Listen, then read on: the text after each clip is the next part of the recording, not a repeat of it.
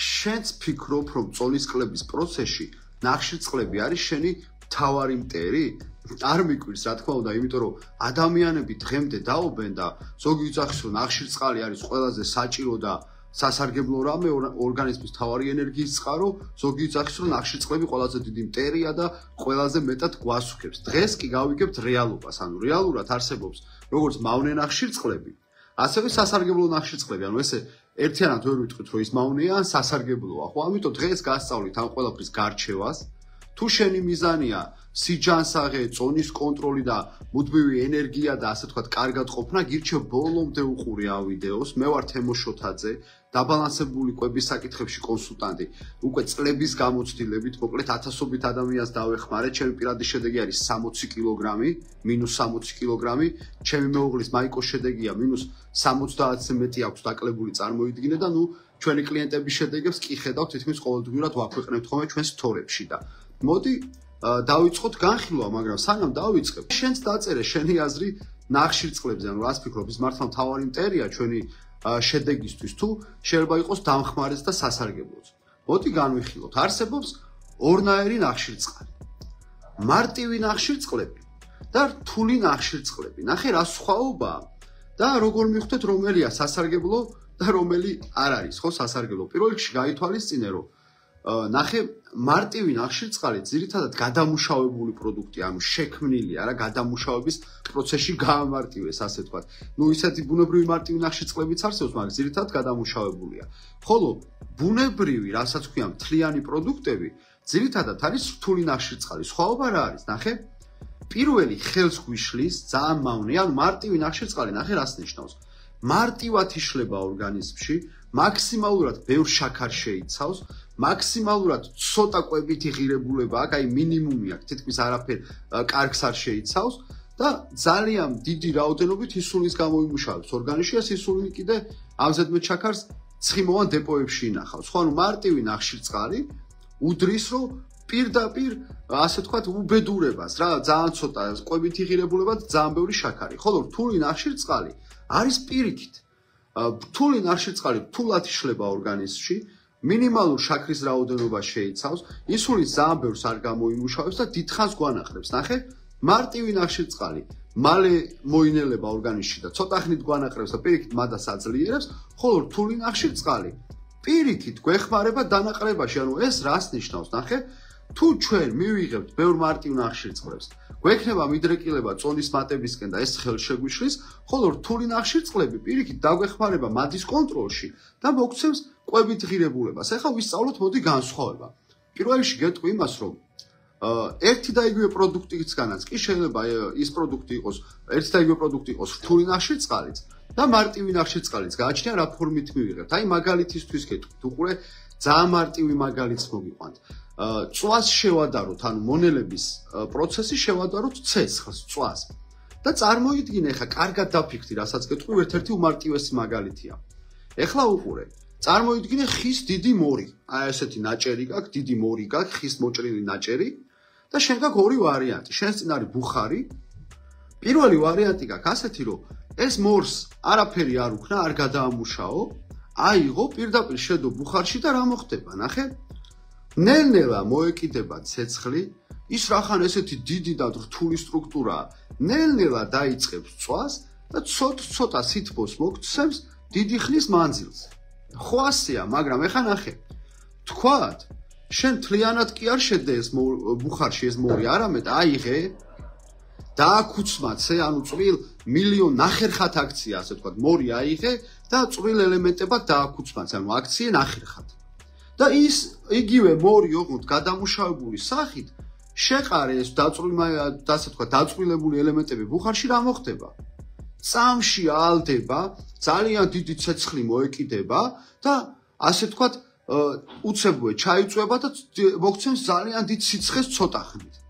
ზუსტად იგივეა, ნახე, რთული და მარტივი ნახშირწყალი. მაგალითად, ავიღოთ ხორბალი. ხორბალი ნახშირწყალია, მაგრამ ის შეიძლება იყოს რთული ნახშირწყალიც და შეიძლება იყოს მარტივი ნახშირწყალიც. ნახე, თუ მას მთლიან სახეს შეუნარჩუნებთ, ანუ არ გადავამუშავებთ, მაქსიმუმ დავცეხვავთ სიტყვაზე და მოვამზადებთ დაცეხვილი ხორბლისგან პურს, ის იქნება ჯანსაღი ნახშირწყალი, რთული ნახშირწყალი, იმიტომ იმას გარეკანით შენარჩუნებული აქვს ლეციტინიც, ქატოც, უამრავი ვიტამინები, მინერალები, ანუ მთლიანი პროდუქტია.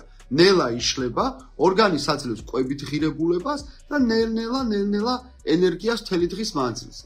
ხოლო თუ შენ ამ ხორბალს აიღებ, ყველაფერს გააცლი, ქატოს გააცლი, გარეკანს, ლეციტინს, ვიტამინებს და უმაღლესი გადამუშავების ფქვილს დატოვებ და თეთრ პურს გამოაცხობ, ის მარტივი ნახშირწყალია, მაქსიმალურად მარტივად დაშლის ორგანიზმი, მაქსიმალურად მარტივად ააგდებს სისხლში შაქრის დონეს და მაქსიმალურად დიდი რაოდენობით ინსულინს გამოიმუშავებს და ესეთ მეტი შაქარი წავა ცხიმოვან დეპოებში. ანუ წარმოიდგინე, ხო, ერთი და იგივე პროდუქტი შეიძლება რთული ნახშირწყალიც იყოს და მარტივიც. ამიტომ წესი დაიმახსოვრე, რომ ერიდე ზოგადად გადამუშავებულ ნახშირწყლებს, ხო, ეცადე რომ ნაკლებად გადამუშავებული ნახშირწყლები ჭამო და დაიმახსოვრე, რომ რთული მთლიანი სტრუქტურა ყოველთვის უფრო სასარგებლოა, ვიდრე გამარტივებული, გადამუშავებული სახე ამის. მოდი ახლა გავიგოთ რაში შედის მარტივი ნახშირწყლები და რაში რთული ნახშირწყლები, ხო? მარტივი ნახშირწყალი ყველა ვიცით რა არის. შოკოლადები, საკონდიტრო ნაწარმი, ფუნთუშები, სომეული, თეთრი შაქარი, ფქვილი თეთრი და ყველაფერი რაც აი ამას უკავშირდება მთელ ფქვილის თეთრ შაქარს და რაც ჩამოთვალე, არის მარტივი ნახშირწყლები. მაქსიმალურად ისეთი პროდუქტები, რომელიც მავნეა და გვაფერხებს, ანადგურებს ორგანიზმს. ხოლო რთული ნახშირწყლებია მაგალითად იგივე მთლიანი მარცვლისგან, ანუ ხორბლის მთლიანი მარცვლისგან ან დაცეხვილი ხორბლისგან მომზადებული პური რთული ნახშირწყალია. წიწიბურა ერთ-ერთი საუკეთესო რთული ნახშირწყალია, ბურღული რთული ნახშირწყალია. სიტყვაზე კიდე რა არის, თუ ძალიან ბევრი რთული ნახშირწყლები არსებობს, რო არ გამორჩევ, ჯობია დაგუგლოთ, მაგრამ კიდე გეტყვით რამოდენიმე მაგალითს. მაგალითად, ტკბილ კარტოფილს რო ეძახიან, ბოტატი რთული ნახშირწყალია, ქინოა შეიცავს რთულ ნახშირწყლებს, ლობიო ცილებთან ერთად ასევე რთულ ნახშირწყლებს შეიცავს და ანუ ძალიან ბევრი ჯანსაღი პროდუქტი არსებობს, რომელიც რთულ ნახშირწყალს შეიცავს. და რთული ნახშირწყალი ყოველთვის მადის კონტროლშიც გვეხმარება და იმაში რომ ორგანიზმი ენერგიულად იყოს. ნახე, ჩვენ კი გონია რომ ცილა ჭირდება ორგანიზმს ყველაზე მეტად ან წყალი და ასე შემდეგ. კი, ისინიც ჭირდება, მაგრამ რეალურად ნახშირწყალი არის ერთ-ერთი პირველი მოთხოვნილება, იმიტომ რომ თავარი ენერგიის წყაროა ორგანიზმისთვის.